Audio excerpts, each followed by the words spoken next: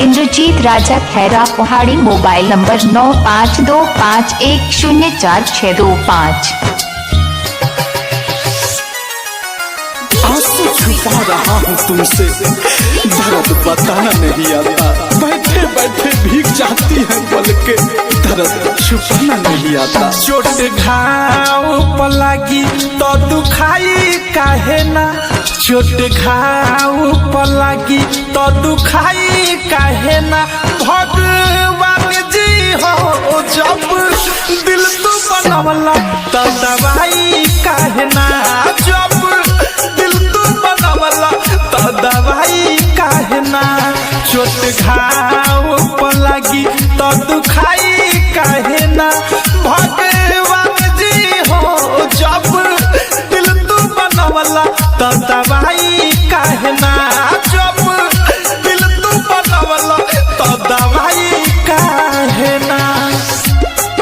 इंद्रजीत राजा खैरा पहाड़ी। Mobile number 9525104625।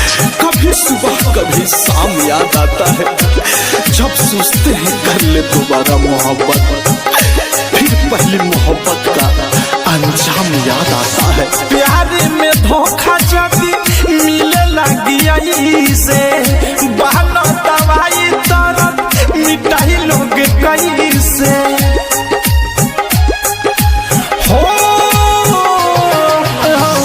प्यार में धोखा जदी मिले लगी से, बहाना दवाई दर्द मिटाई लोग कैसे। जेकरा खातिर तनी परछाई थाहे ना, जेकरा खातिर तनी परछाई थाहे ना। भगवान जी हो जब दिल तू बनवला तो दवाई काहे ना, जब दिल तू बनवला तो दवाई काहे ना। कभी सोचा भी नहीं था जिंदगी में ऐसा भी फंसाना होगा। इंद्रजीत राजा खैरा पहाड़ी। Mobile number 9525104625। कहीं दवा खाना में मन नहीं करे थारू जिए के ये जमाना में।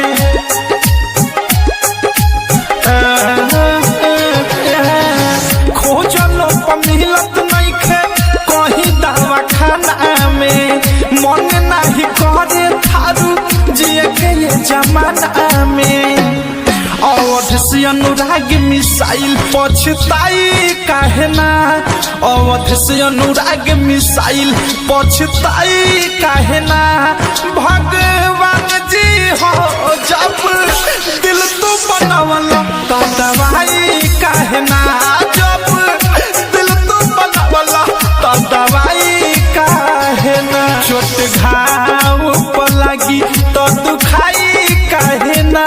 भगवान जी हो जब दिल तू बनवला तो दवाई काहे ना, जब दिल तू बनवला तो दवाई काहे। इंद्रजीत राजा खैरा पहाड़ी। Mobile number 9525104625।